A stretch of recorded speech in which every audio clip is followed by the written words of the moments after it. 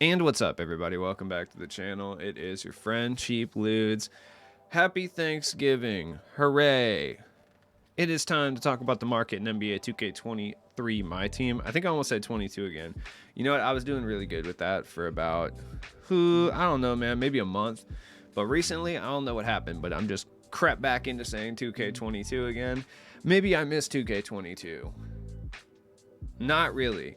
I do kind of miss the gameplay, just not the whites, you know what I mean?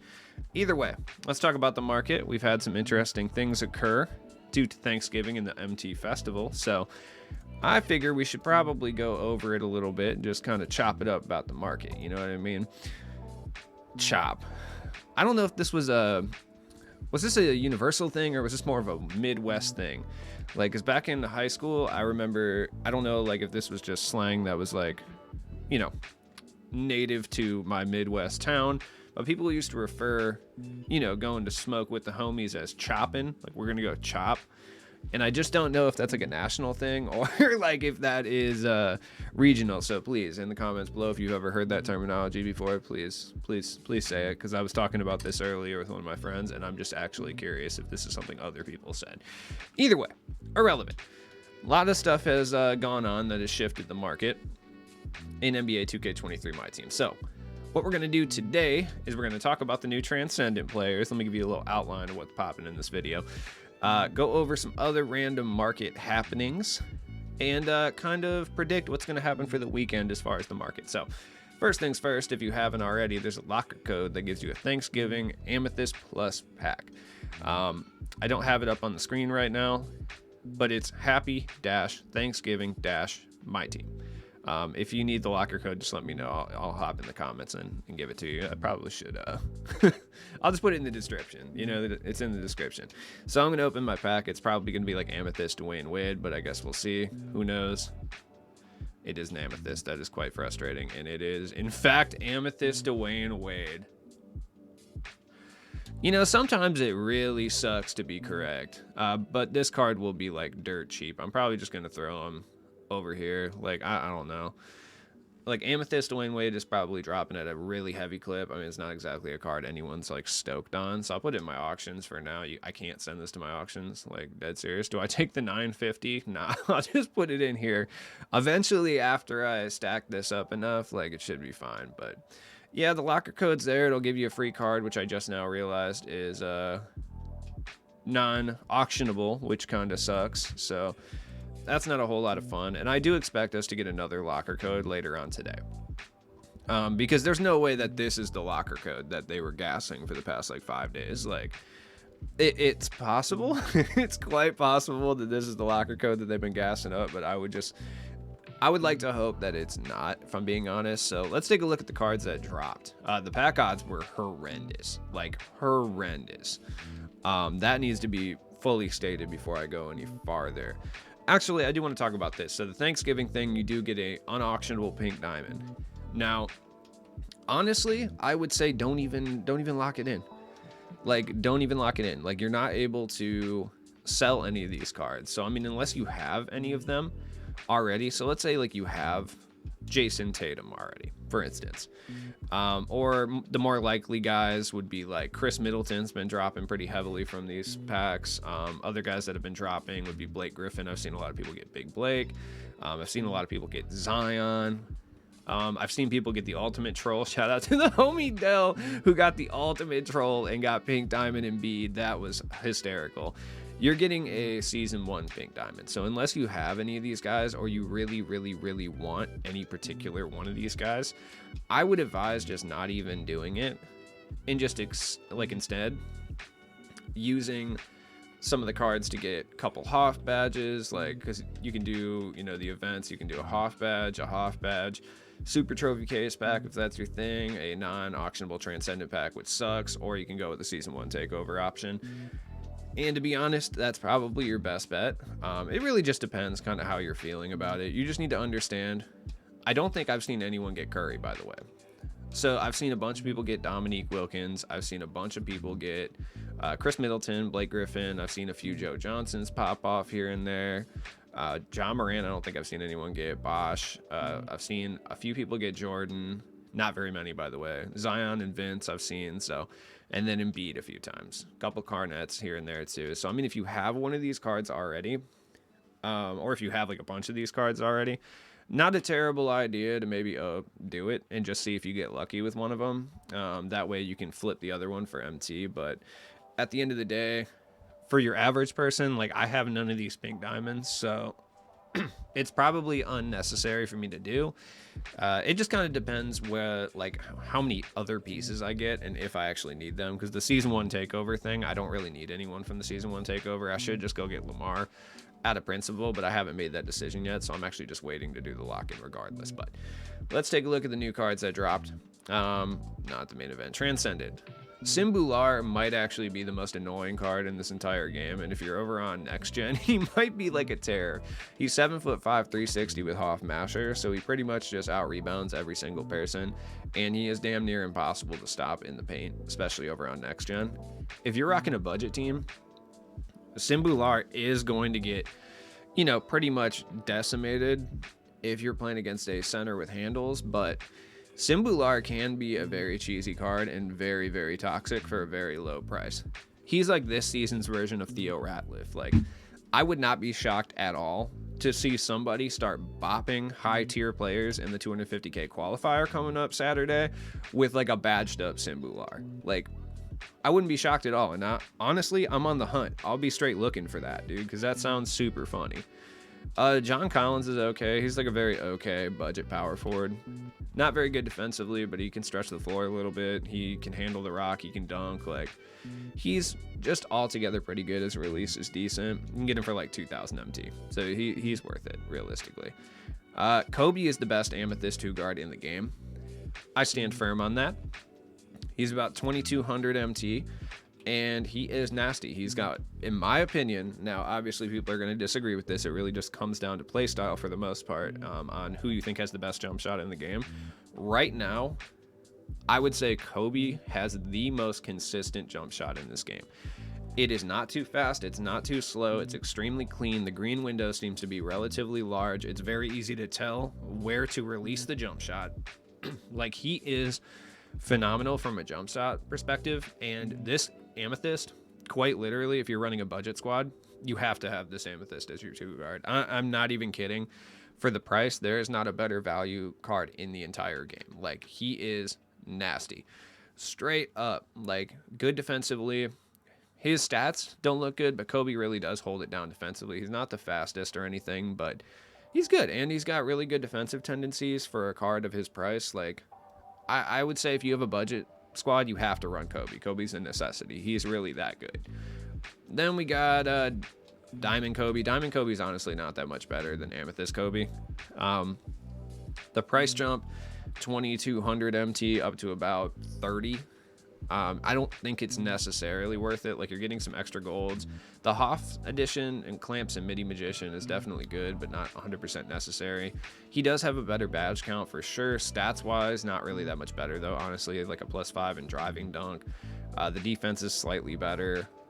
The speed with ball is a little bit better, but I think the tendencies are roughly the same, if not outright, yeah, the exact same. So it depends on what you're looking at, but once again, they did the diamond super dirty.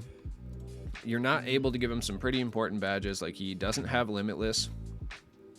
You can give him quick first step, but he does not come standard with quick first step. You cannot give him Clamp Breaker or Anchor, or like, he doesn't have Aerial Wizard. Like, it's just frustrating. He also can't get Agent 3 amped either, and he doesn't come standard with Comeback Kid. So pretty frustrating, to be honest, but he's good. Kristaps is the most toxic card in this game, straight up. Kristaps, you're going to be seeing some cracked out badged up Kristaps. Now, the question I've been asked is, if you pick up a Kristaps and you apply a bunch of Hoff badges to him, will you make a bunch of MT? It's entirely possible, though, as was the case with Diamond Bull last year, it's a gamble. Straight up. Like, okay, can I guarantee if you pick up a Kristaps, he's roughly running about 60 to 65k on Xbox. I've heard he's down as low as 40 to 45 on PlayStation. Cannot confirm that.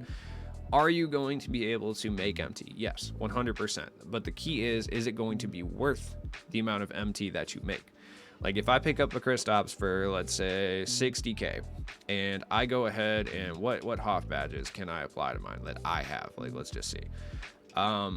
So I can apply Hoff blinders to him for sure.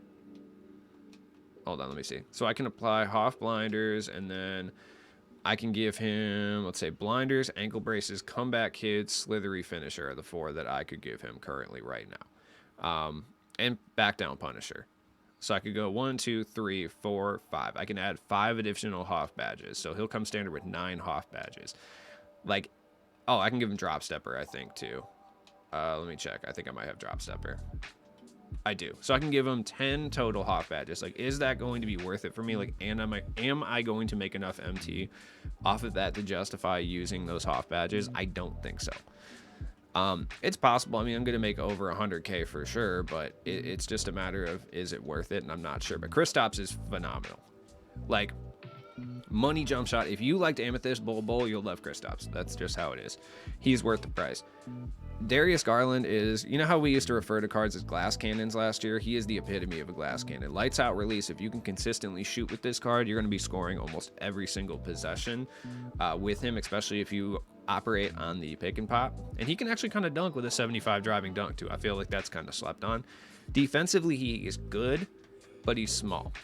But that being said, I mean, you're getting Hoff Agent 3, Hoff Deadeye, Hoff Limitless, Mismatch Expert, like with a solid stable of gold badges. He's got Clamp Breaker. He's got pretty much everything you'd want him to have with Challenger and Glove on silver.